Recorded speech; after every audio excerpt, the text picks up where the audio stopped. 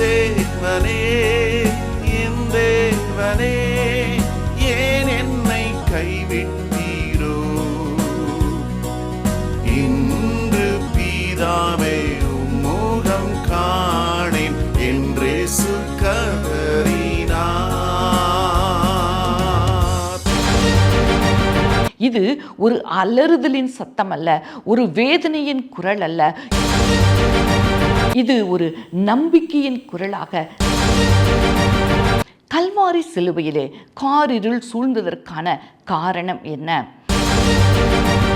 பிதா ஏன் குமாரனை கைவிட்டார்?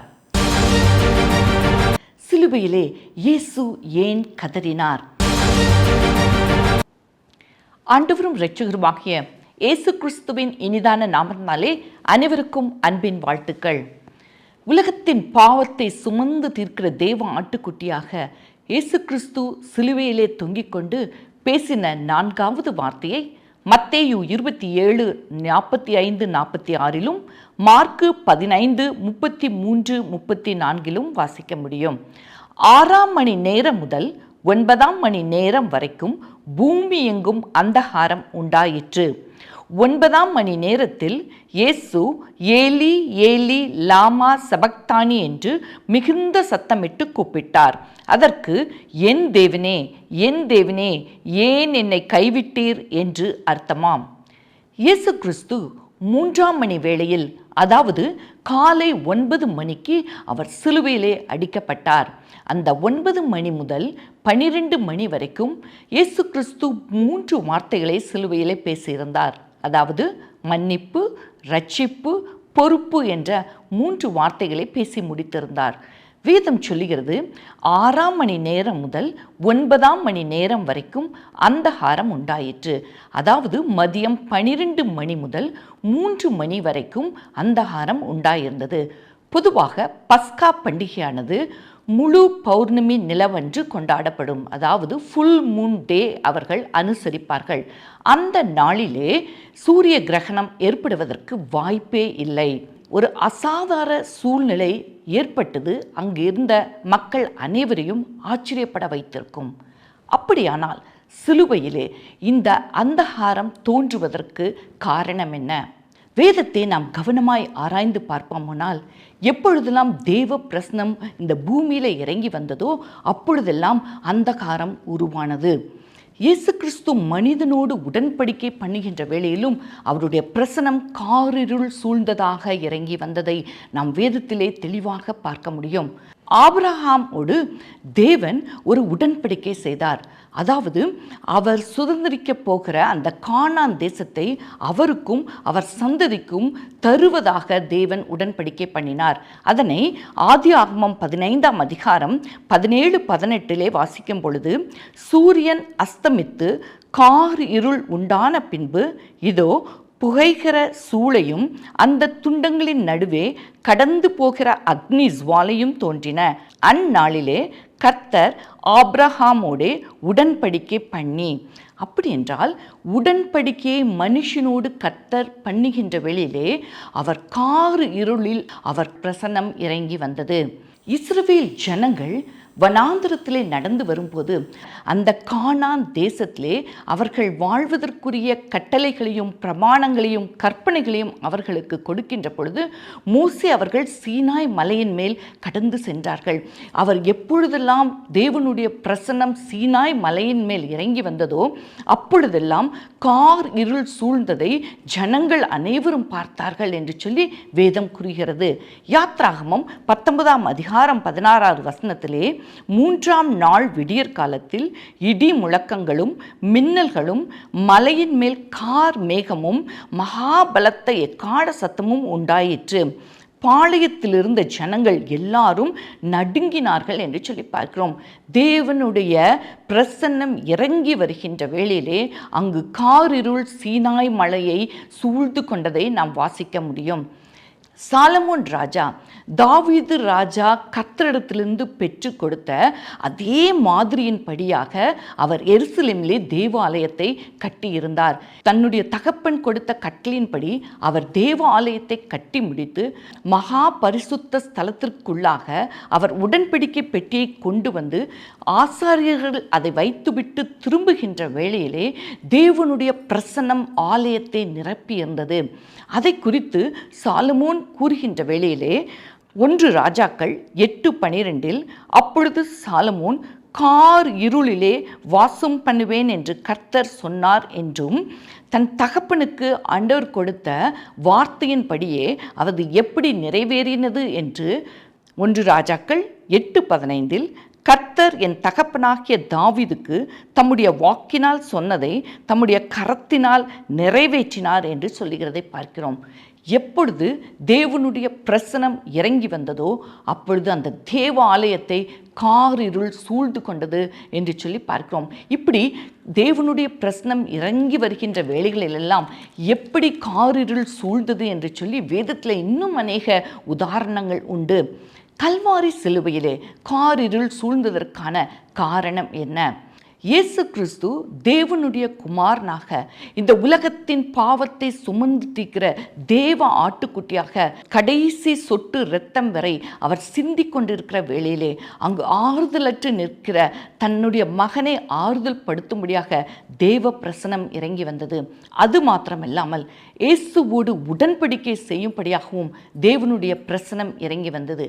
இயேசு சிலுவையிலே செய்த தியாகத்தையும் பலியையும் இரத்தத்தையும் மனுமக்களின் பாவத்தை நீக்கும் பிராயச்சித்தமாக பிதா அதை ஏற்றுக்கொண்டார் என்பதே அந்த உடன்படிக்கையாக இருக்கிறது.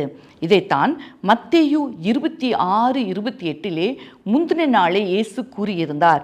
இது பாவ மன்னிப்புண்டாகும்படி அநேகருக்காக சிந்தப்படுகிற புது உடன்படிக்கைக்குரிய என்னுடைய இரத்தமாய் இருக்கிறது. இயேசு கிறிஸ்து தன்னுடைய இரத்தத்தை சிந்தின நிமித்தமாக உலகத்திலே இருக்கிற மக்களாகிய நம் அனைவருக்கும் ஒரு புதிய உடன்படிக்கையை பிதாவோடு ஏற்படுத்தி பாவ மன்னிப்பின் நிச்சயத்தை நமக்கு பெற்றுக் கொடுத்திருக்கிறார்.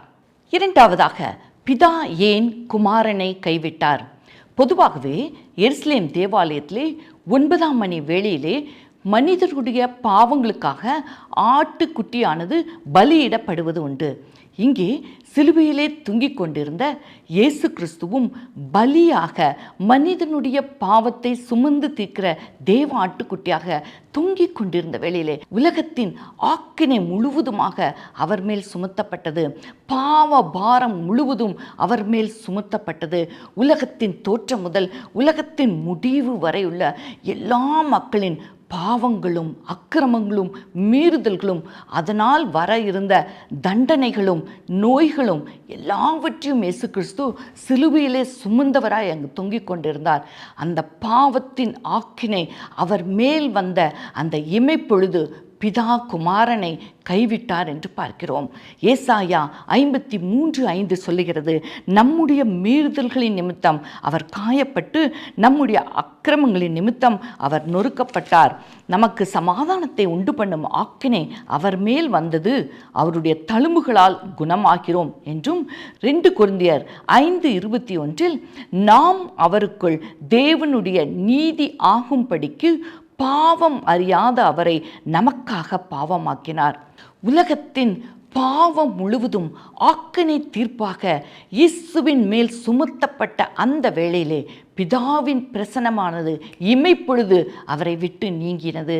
இதைத்தான் இயேசு கைவிடப்பட்ட நேரம் என்று சொல்லி அவருடைய கதறுதல் அந்த நேரத்திலே என் தேவனே என் தேவனே ஏன் என்னை கைவிட்டீர் என்ற வார்த்தைகளாக வெளிப்பட்டது. மூன்றாவதாக, சிலுவையிலே இயேசு ஏன் கதறினார்? இயேசு இந்த உலகத்திலே வாழ்ந்த ஒவ்வொரு நாளும் தம் பிதாவோடு இருந்த ஐக்கியத்திலே உறுதிப்பட்டவராயிருந்தார். இதை யோவான் 8:16 நான் தனித்திருக்கவில்லை, நானும் என்னை அனுப்பின பிதாவுமாக இருக்கிறோம் என்றும், யோவான் 8:29 என்னை அனுப்பினவர் என்னுடனே கூட இருக்கிறார், பிதாவுக்கு பிரியமானவைகளை நான் எப்பொழுதும் செய்கிறபடியால் அவர் என்னை தனித்திருக்க விடவில்லை என்றும் நாம் வாசிக்கிறோம். இருவருக்கும் இடையே இருந்த அன்பு ஒரு பிரிக்க முடியாத உறவாக இருந்தது. ஆனால் மனுக்குலத்தின் பாவம் அவர் மேல் சுமத்தப்பட்ட போது நமக்காக அவர் அங்கு பாவமாக மாறினார். ஏசாயா 54:7 சொல்லுகிறது, இமைப்பொழுது உன்னை கைவிட்டேன், ஆனாலும் உருக்கமான இரக்கங்களால் உன்னை சேர்த்துக் கொள்வேன். இதே வேத வாக்கியம் அங்கு சிலுவையிலே நிறைவேறியது. பிதாவானவர் எப்படிப்பட்டவர் என்று ஆபகுக் 1:13 கூறுகிறது. தீமையை பார்க்க மாட்டாத சுத்த கண்ணன் என்று சொல்லி வேதம் கூறுகிறது. அப்படியானால் நமக்காக பரிசுத்தமுள்ள தேவகுமாரனாகிய இயேசு கிறிஸ்து அங்கு பாவமாக்கப்பட்டார். அப்படியானால் என் தேவனே என் தேவனே ஏன் என்னை கைவிட்டீர் என்று சொல்லி அவர் கதறியது ஒருவேளை அந்த பிதாவினுக்கும் தனக்கும் இடையே இருந்த அந்த பிரிவினால் அவர் கதறினாரா என்று சொல்லி பார்த்தால் அது ஒரு காரணமாக இருந்தாலும் மற்றொரு காரணம் வேத வாக்கியம் நிறைவேறத்தக்கதாக அவர் அவ்வாறாக கதறினார்.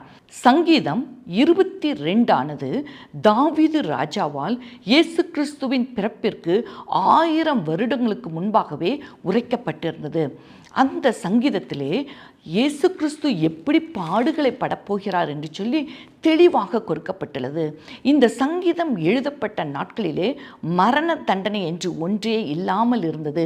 அப்படிப்பட்ட சூழ்நிலையிலே இயேசு கிறிஸ்து படப்போகிற அனைத்து பாடுகளையும் தெளிவாக எழுதி வைக்கப்பட்டிருந்த அந்த சங்கீதத்தின் ஒவ்வொரு வசனங்களும் நிறைவேறும்படியாக இயேசு கிறிஸ்து என் தேவனே ஏன் என்னை கைவிட்டீர் என்று கதறினார்.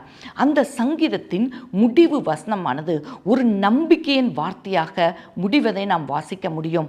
சங்கீதம் 22:30 கூறுகிறது, ஒரு சந்ததி அவரை சேவிக்கும், தலைமுறை தலைமுறையாக அது ஆண்டவருடைய சந்ததி என்னப்படும் என்று சொல்லி நாம் வாசிக்க முடியும். இந்த சங்கீதத்தை இஸ்ரவேல் ஜனங்களும் தாவீது ராஜா வாழ்ந்த காலத்திலும் அவர்கள் யுத்த சமயங்களிலும் பாடுகளின் மத்தியிலே நொறுக்கப்படுகிற வேளையிலும் அவர்கள் அந்த சங்கீதத்தை பாடுவது உண்டு. இந்த சங்கீதத்தை இந்த நாட்களிலும் ஒரு பிரேயர் சாங்காக அவர்கள் பாடுகிறார்கள். இயேசு கிறிஸ்து வேத வாக்கியங்களை தெளிவாக அறிந்தவர். அவரும் இந்த வேதனையின் மத்தியிலே என் தேவனே ஏன் என்னை கைவிட்டீர் என்று சொல்லி அந்த வேத வாக்கியத்தை அவர் ஒரு ஜெபமாக ஏறெடுத்தார். இது ஒரு அலறுதலின் சத்தம் அல்ல, ஒரு வேதனையின் குரல் அல்ல, இது ஒரு நம்பிக்கையின் குரலாக சிலுவையிலே தொனித்தது. எபிரேயர் 2:9 தேவனுடைய கிருபையின்படி நம் ஒவ்வொருவருக்காகவும் அவர் மரணத்தை ருசி பார்த்தார். இயேசு கிறிஸ்து நமக்காக மரணத்தை ருசி பார்க்கவில்லையானால் நாம் இன்று பாவத்திலே மரிக்கிறவர்களாய் காணப்பட்டிருப்போம். அவர் நம்முடைய அக்கிரமங்களை சுமந்து தீர்த்தபடியினாலே நாம் மகிழ்ச்சியோடு மரணத்தை மேற்கொள்கிறவர்களாய் காணப்படுகிறோம். அவர் நமக்காக அக்கிரமக்காரரில் ஒருவராக எண்ணப்பட்டபடியால் நாம் விசுவாசிகள் நீதிமான்களின் வரிசையிலே நாம் சென்று கொண்டிருக்கிறோம். தேவன் எவ்வளவு பெரிய ஈவை நமக்கு கொடுத்திருக்கிறார். 1 யோவான் 2:1 சொல்லுகிறது, ஒருவன் பாவம் செய்வானானால் நீதிபரராய் இருக்கிற இயேசு கிறிஸ்து நமக்காக பிதாவினிடத்தில் பரிந்து பேசுகிறவராய் இருக்கிறார். நம்முடைய பாவங்களை நிவர்த்தி செய்கிற கிருபாதார பலி அவரே. ஏனென்றால் இயேசு கிறிஸ்து தன்னுடைய சொந்த இரத்தத்தை சிந்தி முழுவதுமாக பிதாவினிடத்திலே அந்த தூய இரத்தத்தை ஒப்படைத்தனாலே நமக்காக அவர் உடன்படிக்கையை பிதாவோடு ஏற்படுத்தி இருக்கிறார். அதன் விளைவாக நாம் பாவம் செய்கின்ற பொழுது நாம் எப்பொழுதெல்லாம் ஆண்டவரே எங்கள் பாவங்களை மன்னியும் என்று சொல்லி நாம் நிற்கின்றோமோ அப்பொழுதெல்லாம் நம்முடைய பாவங்களை மன்னிப்பதற்கு அவர் தயப்படுத்தவராய் இருக்கிறார். நமக்காக பரிந்து பேசுகிறவராய் இருக்கிறார்.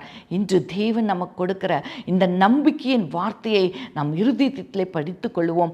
நமக்காக அவர் அந்த நம்பிக்கையின் வார்த்தையை சிலுவையிலே சொல்லி இருக்கிறார். நம்மை முற்றிலுமாக இந்த நம்பிக்கையோடு நம் எதிர்கால நம்பிக்கையோடு அவருடைய சமூகத்தில் நம்மை ஒப்படைப்போம். அவருடைய ஆசீர்வாதத்தை நிறைவாய் பெற்றுக்கொள்வோம். தேவன் தாமே இந்த வார்த்தைகளை ஆசீர்வதித்துக் கொடுப்பாராக. நம் கண்களை மூடி ஜெபிப்போம். கிருபையும் இரக்கமும் உள்ள பிதாவே, இந்த அருமையான நாளிலே இந்த 4வது வார்த்தையின் மூலமாக நம்பிக்கை இழந்து இருக்கிற ஜனங்களுக்கு நீர் நம்பிக்கையை கொடுக்கிறீர். நீர் எங்களுக்காக சிலுவிலே மரித்து அந்த இரத்தத்தின் மூலமாக எங்களுக்கு பாவ மன்னிப்பின் நிச்சயத்தை பெற்று கொடுத்திருக்கிறீரப்பா. உம்முடைய சமூகத்திலே வந்து நாங்கள் செய்த எங்கள் பாவங்கள் எல்லாவற்றையும் மன்னியும் என்று யார் ஒருவர் வந்து நின்றாலும் எல்லாருக்காகவும் நீர் பரிந்து பேசுகிறவராய் இருந்து எப்பேற்பட்ட பாவியும் உம்முடைய இடத்துல கிட்டி சேருவதற்கு ஆண்டவரே உம்முடைய தயவினாலே நீர் ஏற்றுக்கொள்வதற்கு வல்லம் உள்ளவராய் இருக்கிறீர். உங்கள் சமூகத்திலே தங்களை ஒப்படைக்கிற ஒவ்வொருவரையும் தேவன் ஏற்றுக்கொண்டு ஆசீர்வதிக்க முடியாது இந்த கரத்தில் ஒப்புக்கொடுக்கிறோம். காத்துக்கொள்ளும் வழி நடத்தும்.